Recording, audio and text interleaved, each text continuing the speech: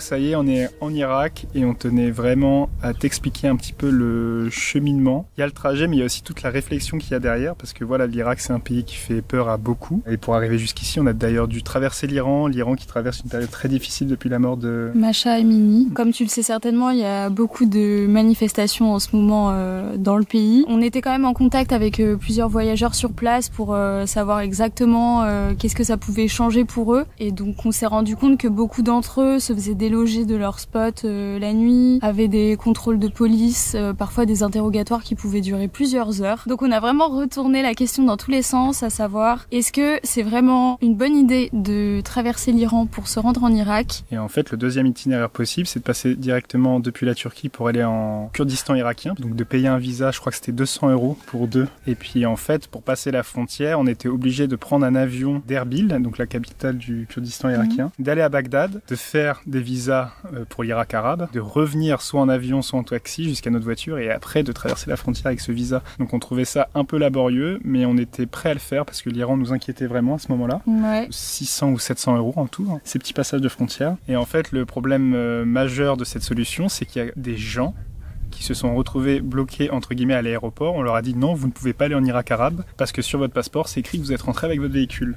Donc on s'est dit c'est hors de question qu'on traverse toute la Turquie avec un risque, en fait on nous rembarre et puis devoir après faire le visa iranien. Donc après la grosse question qui s'est posée, c'est est-ce que on traverse l'Iran dans ces conditions? On a questionné plein de monde, autant des Iraniens qu'on avait rencontrés pendant nos 3 mois dans le pays que voilà des voyageurs étant dans le pays au même moment. Et puis finalement on s'est rendu compte que quand même ça avait l'air de se calmer un petit peu, qu'il y avait de moins en moins de contrôle de police. Puis voilà, on était au courant de ce qui pouvait se passer, donc on s'est dit que le mieux c'était de ranger toutes les caméras, parce que si on passait devant des policiers avec nos grosses caméras qui ont des micros en plus, ça pouvait leur mettre entre guillemets la puce à l'oreille, voilà. Et ils pouvaient se dire qu'on était des espions et là nous arrêter en disant qu'on faisait de l'espionnage. C'est ça. Donc on a préféré tout ranger au fin fond de la voiture, c'est pour ça qu'on a quasiment pas filmé, juste quelques petits plans de téléphone. Et on a préféré aussi dormir à l'hôtel, chose qu'on n'avait quasiment pas faite pendant nos 3 mois, parce que c'est très facile de trouver des spots où dormir en Iran. Mais là, on voulait pas risquer de se faire déloger en pleine nuit, avec la fatigue de la route, etc. Donc on s'est lancé, on a traversé l'Arménie, et puis ensuite on s'est lancé en Iran.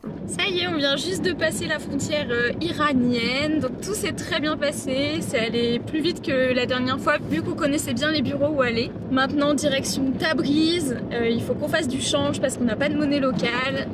Il faut qu'on vérifie si notre carte SIM fonctionne toujours et qu'on trouve une assurance auto. C'est nos petites missions du jour.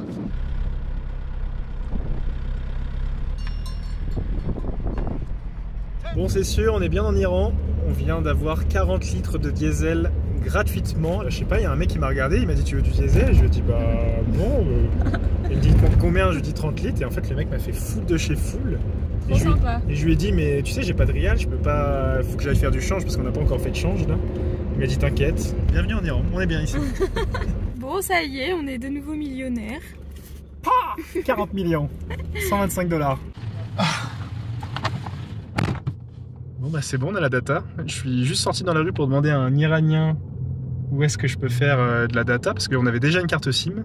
Et le mec il m'a dit viens avec moi, on allait à un automate. Il m'a sorti 2 tickets, il a rechargé le portable avec un code.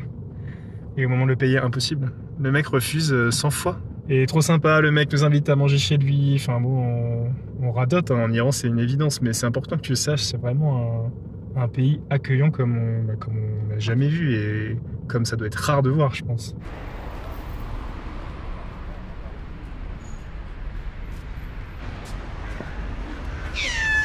Là c'est assez rigolo, on vient de trouver une assurance, du coup on est dans le service d'assurance centrale de Tabriz et on est retombé complètement par hasard sur l'assureur qu'on avait croisé la première fois. Ça là.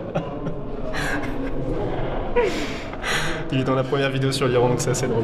Donc on s'est fait des grosses journées de route. On n'a eu aucun contrôle dans le pays. On a trouvé des hôtels assez facilement et pas très chers. On s'est trouvé un petit hôtel à 16 € la nuit et je crois que la chambre a fait 30 mètres carrés, douche chaude et tout. On est trop bien. Et aujourd'hui, on a roulé 9 heures, il me semble. Donc on a fait plus de la moitié. tout s'est super bien passé, même s'il y avait toujours quand même cette petite peur d'avoir un contrôle. Et apparemment, il y a un Espagnol qui faisait son voyage en autostop ou en vélo et qui lui a été arrêté. Il n'y a pas de nouvelles depuis un mois. Enfin, on ne sait pas s'il a été arrêté, mais il y a plus de nouvelles. Disparu complètement. Donc ça, c'est vraiment la nouvelle qui nous inquiétait le plus, mais ça, on l'a appris pendant qu'on était en Iran, en fait. Ouais. Par mesure de précaution, on a aussi trié nos disques durs, supprimé toutes les photos de nos téléphones. Voilà, après, on s'est retrouvé du coup à Abadan, la ville juste avant l'Irak. Pour passer la frontière irakienne. Là, on a trouvé, c'est une suite en fait, c'est immense. Il y a plein de lits, un salon, une cuisine, une salle de bain privative et tout. Et un parking privé sécurisé, donc ça c'est cool. On a payé $20, puis aujourd'hui on va passer la frontière. Et donc là aussi, c'était un moment assez stressant parce que des voyageurs étaient passés une semaine avant nous et ont eu un gros interrogatoire de plus de 3 heures à cette frontière du côté iranien. Par chance, nous, rien du tout. On a quitté l'Iran en moins d'1 heure, c'était hyper facile, ouais. Les gens étaient adorables. Et ensuite, on a fait toutes les démarches pour entrer en Irak. Donc, fallait faire un visa à la frontière. Le visa ici, c'était $75 par personne. Ensuite, l'importation du véhicule, c'était $100. $24 de frais de douane pour faire le check-up de la voiture et $24 d'assurance pour le véhicule. Tout ce que tu vas payer à la frontière, ça va être en dollars. Faut pas prendre de l'euro. Hein. On a juste un petit soupçon de corruption pour les $24 parce qu'en fait, quand il contrôle la voiture, c'est une fouille classique où il fait le tour de la voiture pendant 1 minute, mais vraiment brièvement. Et quand on lui a passé cet argent-là, ils l'ont mis directement dans leur poche. On a essayé de négocier, mais en fait, on n'a pas payé $24, on a payé $18. Wouhou! En fait, le mec, il nous a dit bon, allez, pour vous, je vous fais moins 6 €. Et c'est encore plus ça qui nous a mis la puce à l'oreille. Et le mec nous a dit non, mais si vous n'avez pas ce passe-papier, en fait, vous passez pas la frontière. Donc, c'est beaucoup de voyageurs ont payé cette taxe de fouille du véhicule. En fait, on n'est pas sûr que ce soit de la corruption parce qu'ils nous impriment quand même des justificatifs, etc. On a quand même payé un peu moins. Bref, jamais. En tout cas, tout ça a pris 4 heures, mais c'est des heures qui passent très vite. Pourquoi ? Parce que les Irakiens sont juste adorables. On a trop rigolé. Les gens nous prennent en photo, en vidéo. Ils se demandent ce qu'on fait là, en fait, clairement. On te balance de bureau en bureau. Il n'y a rien qui est indiqué. Donc, on a dû faire 10 km. Nous, ce qu'on te conseille quand tu passes des frontières où tu peux facilement te perdre, faut toujours prendre quelqu'un par la main et lui dire tu m'emmènes parce que je comprends pas. Souvent, il te dit c'est le bureau au fond à droite, sauf que tu arrives dans des grandes allées et il y a 40 portes, en fait. Et donc, le fait d'être avec quelqu'un, ça nous a facilité les démarches. Et du coup, en 4 heures, on était en Irak. Et premières impressions, c'est y a de l'excitation, il y a un petit peu d'appréhension parce que évidemment on est plein de préjugés et d'a priori sur ces pays qu'on a toujours connus en fait en guerre à travers la télé. Et puis quand tu rentres dans cette frontière, en fait il y a des tanks sur la droite et t'as plein de mecs avec des armes lourdes. Mais par contre, le grand sourire, il te souhaite tout de suite la bienvenue, quoi.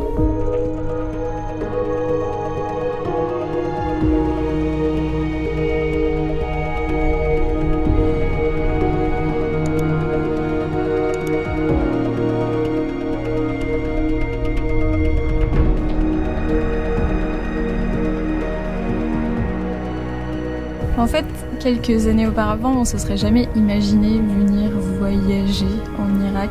On vient juste de passer la frontière. C'était un passage de frontière qu'on appréhendait beaucoup. Mais tout s'est très bien passé. Tout le monde était très agréable et gentil avec nous. C'est assez incroyable.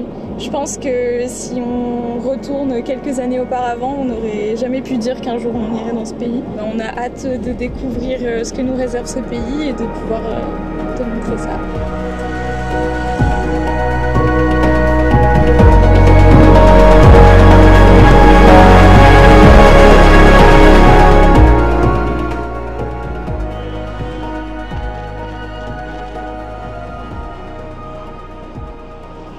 Et là, ce qui était vraiment troublant, c'est cette sensation de soulagement de quitter l'Iran, alors que c'est un pays qu'on a adoré. On a adoré voyager pendant 3 mois dans ce pays, mais là, ces 2 jours, avec le contexte actuel, c'était stressant. Puis on va pouvoir ressortir tout notre matériel photo, vidéo, qu'on avait bien planqué tout au fond de notre véhicule pour cette traversée de l'Iran, parce qu'on voulait surtout pas avoir de problème par rapport à ça. Et ouais, l'excitation de rentrer sur des terres qui font peur à la plupart, quoi. Et nous les premiers, il y a de ça quelques mois, avant qu'on commence à se renseigner sur le pays. Là, on vient juste de passer la frontière, du coup, ça fait 10 minutes. Et en fait, c'est une longue route droite avec strictement rien autour, c'est tout plat.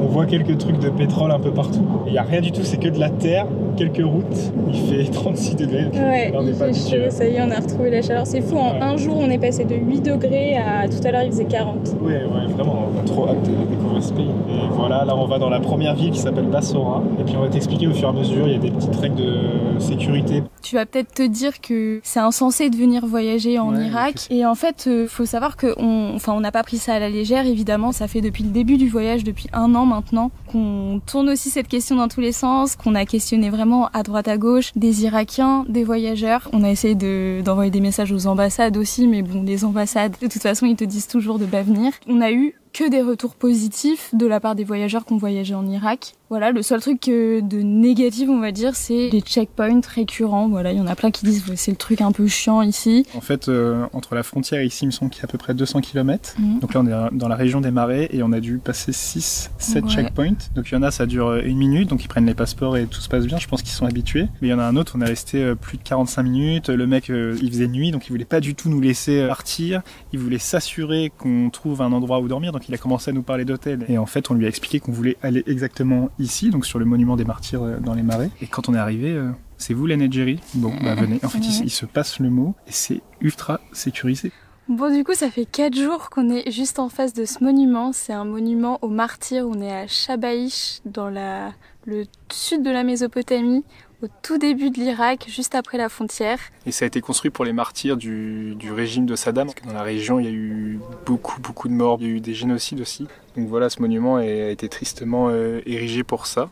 Et en fait, ce monument est le premier spot pour les touristes qui se rendent en Irak depuis l'Iran. Et donc ici, c'est ultra militarisé. Il y a un portail, il y a toujours quelqu'un qui surveille à l'entrée. Il y a des visiteurs, mais dès que quelqu'un s'approche de nous, en fait, les militaires regardent tout de suite pour voir ce qui se passe, quoi. Donc pour un début en Irak, ça rend assez serein, quoi. On sent qu'on est ultra protégé. Et c'est hyper rassurant. Et là, on savait qu'on avait ce parking qui nous attendait, que c'était sécurisé par des militaires qui sont adorables. Ouais, on rigole bien avec eux. Ils sont trop sympas.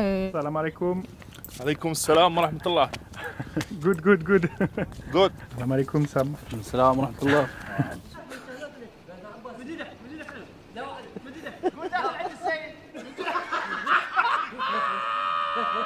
Tu vois, tu disais qu'on aurait dû faire une soirée en Géorgie. En fait, on va faire des soirées en Irak.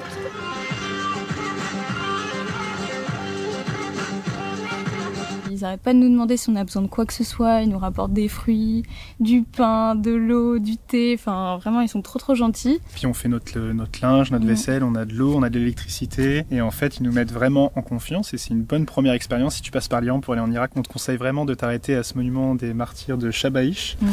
Parce qu'en fait, tu peux discuter avec les militaires, ils sont trop contents d'ailleurs. Et ça nous permet, nous, de leur demander est-ce que c'est dangereux d'aller là, et on se rend compte que tout le parcours qu'on a décidé de faire est très safe. C'est juste à la fin, quand on va sortir du pays, on va traverser une longue ligne droite dans laquelle il y aura des escortes armées, peut-être. On a hâte de te montrer tout ce qu'on va découvrir dans ce pays. Bon, là, ça fait vraiment que quelques jours, mais les Irakiens sont adorables. Et déjà, juste cette première journée où on est passé par Bassora et pour venir jusqu'ici, on a traversé aussi des villes et c'était trop cool de voir toute cette agitation, tous ces gens courir dans tous les sens, des lumières de partout.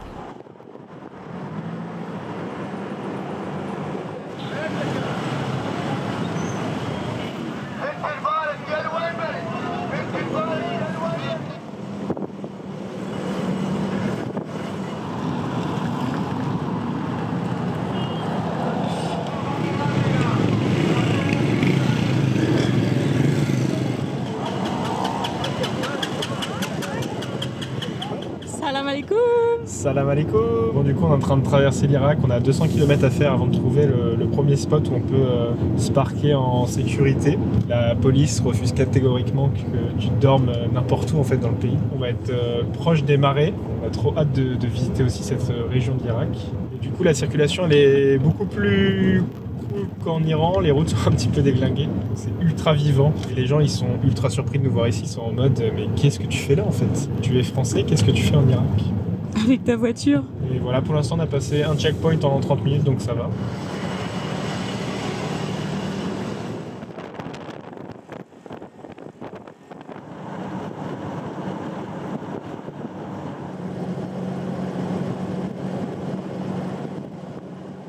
On a vu une espèce de grande fête foraine. On a hésité à y aller d'ailleurs. Ouais. On voulait faire notre premier jour un tour de grande roue en Irak, mais on s'est dit bon, non, faut aller au spot, quand même pas déconner. Ouais, et pareil, après avoir fait tous ces passages de frontières, en fait, on n'avait pas du tout mangé de la journée, mis à part au petit déjeuner. Et du coup, on s'est dit, bah, on s'arrête, on se prend un truc à manger sur le pouce, de la nourriture de rue. Et donc, il y avait un vendeur de falafel, et au moment où on s'approche, voilà, il nous souhaite la bienvenue, il nous offre les falafels. Impossible de payer, mais vraiment impossible. Ouais, T'insistes impossible. 10 fois, ils veulent pas. Ensuite, on se dit, bon, pour accompagner nos petits falafels, on va aller chercher une petite boisson. Donc on va dans un petit market de rue. On prend nos boissons, on arrive à la caisse, et ils nous les emballent dans un sac. Et je dis, du coup, je dis, combien? Ah non, mais cadeau, c'est cadeau. Et impossible Et là, de c'est payer. pareil. Mais quand t'insistes 5 fois, 10 fois et que la personne, elle lâche pas l'affaire, en fait. Enfin, je saurais même pas comment vraiment insister plus que eux. Bah, faudrait poser le billet sur la table, mais après c'est pareil. Mais même. Est-ce que ça se fait?